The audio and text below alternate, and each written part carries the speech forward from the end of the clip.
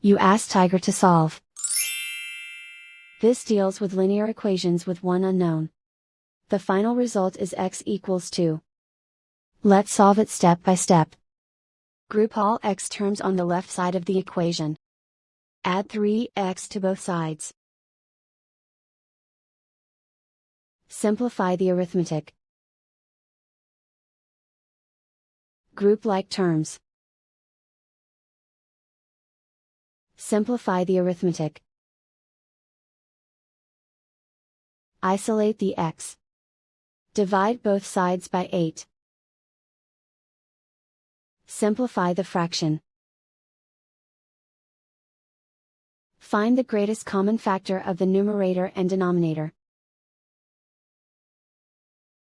Factor out and cancel the greatest common factor. And so the final result is x equals 2.